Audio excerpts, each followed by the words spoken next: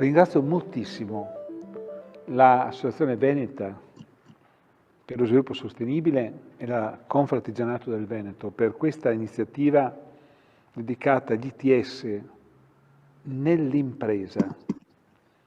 Ringrazio tutti voi, ma permettetemi di ringraziare in particolare Elena Donazzan. Con Elena abbiamo fatto una lunghissima stagione di colleghi come assessori alla formazione delle nostre rispettive regioni e con Elena continuiamo a confrontarci costantemente proprio su questi temi, i temi non solo di come sviluppare un sistema educativo che abbia una fortissima matrice professionalizzante, ma anche come questo sia fondamentale per lo sviluppo del Paese nel suo insieme. Quando parliamo di ITS, noi ricordiamo che 10 anni fa abbiamo cominciato a ragionare di ITS e 10 anni fa avevamo molto chiaro quello che abbiamo chiaro ancora oggi. Gli ITS servono per garantire al Paese, non solo alle imprese, e in particolare non solo alle grandi imprese, quella fascia intermedia di personale che poteva essere considerata a rischio da parte dei enormi processi di automazione e di trasformazione produttiva delle nostre imprese. Una lettura abbastanza frettolosa poteva dire, ma guardate, non c'è più bisogno, perché abbiamo la fascia alta, i dirigenti, che nelle nostre imprese coincidono molte volte anche proprio con i proprietari, e abbiamo in fondo delle funzioni talmente povere di contenuti che non hanno bisogno di formazione se non marginale.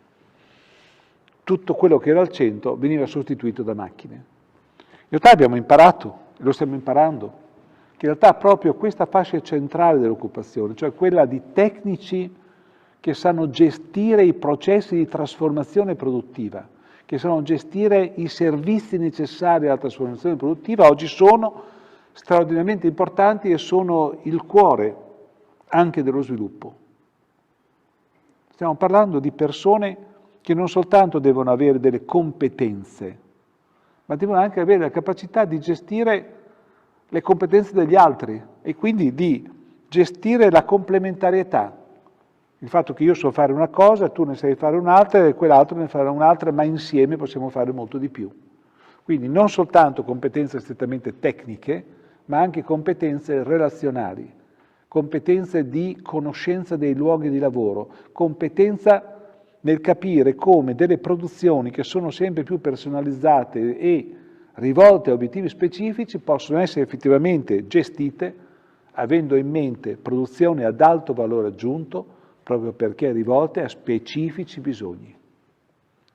La trasformazione dei nostri sistemi produttivi ha bisogno di persone che abbiano queste capacità e fatemi dire, in particolare per quell'area come il Veneto, ma estendiamolo, l'Emilia Romagna, la Lombardia, il Friuli, cioè questa grande area del nord-est che in questi anni è riuscita a crescere nonostante la stagnazione generale del Paese proprio perché si è mossa verso un modello di produzione di qualità fortemente personalizzate ed esposte al commercio internazionale.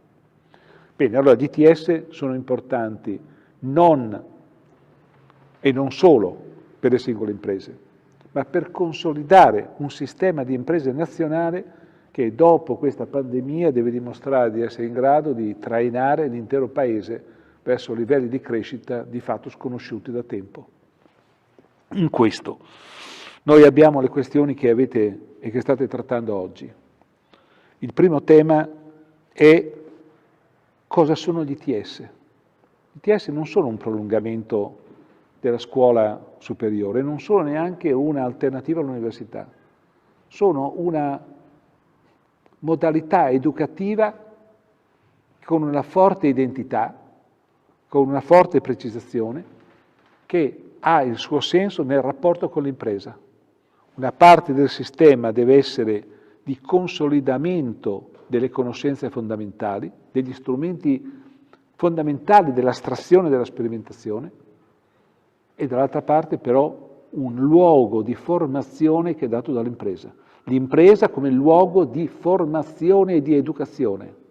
Le due cose messe assieme permettono di generare profili che se noi fossimo in grado anche di offrire loro un periodo di esperienza internazionale, potremmo diventare non tanto e non solo risposta per i bisogni di quella singola impresa, ma di tutte le filiere che da quell'impresa e in quell'impresa convergono e dipartono.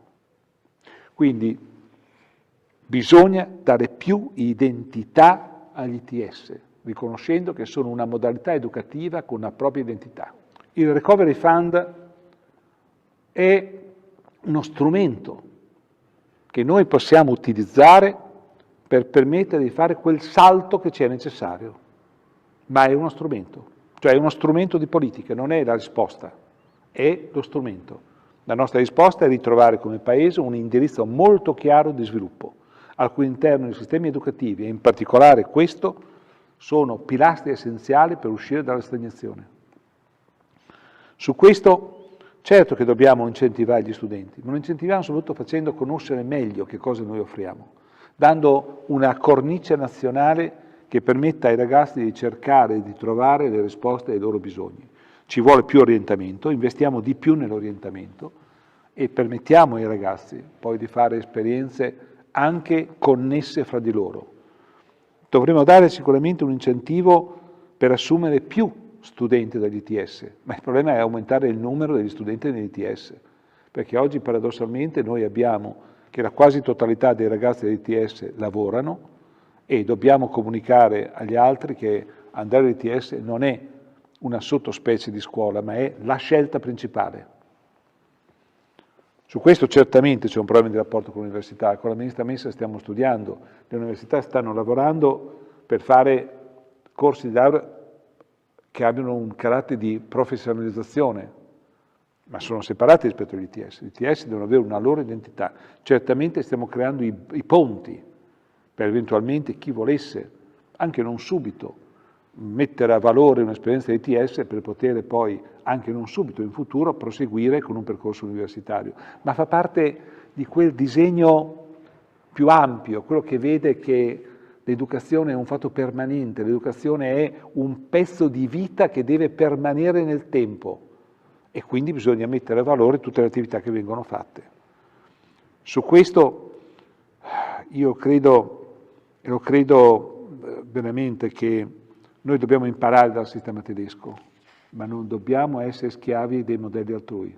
Stiamo cercando la nostra via e lo stiamo facendo coerentemente con il profilo dei nostri sistemi produttivi. E in questo il caso del Veneto è sicuramente un caso straordinariamente importante che noi stiamo studiando a livello nazionale e che deve essere messo più in evidenza a livello nazionale come non l'esempio da seguire, ma come quel pilastro intorno al quale collegare altri esempi, ad esempio poter fare dei gemellaggi fra le fondazioni del nord e le fondazioni del sud. Non c'è dubbio che il Covid ha colpito anche molti dei ragazzi che fanno l'ITS, però lasciamo alle fondazioni il modo per permettere a questi ragazzi di recuperare i laboratori, lasciamo alle nostre imprese il modo di recuperare i laboratori, ma facciamo di questo una straordinaria occasione per fare un salto. Il Recovery Fund serve per fare i salti straordinari e noi dobbiamo essere in condizione di farlo. Quindi non soltanto vi ringrazio Elena, ringrazio Gianna, ringrazio tutti voi per il lavoro che state facendo, ma vi chiedo di diffondere di più presso le vostre imprese, presso tutto il territorio, ma in tutto il Paese le esperienze che state facendo. Abbiamo bisogno di casi, abbiamo bisogno di riferimenti, abbiamo bisogno di esperienze, abbiamo bisogno di costruire un quadro nazionale che sia articolato, radicato nei territori, ma che sia in grado di ricostruire quell'elemento di unità del Paese che oggi è la vera sfida che abbiamo di fronte. Grazie.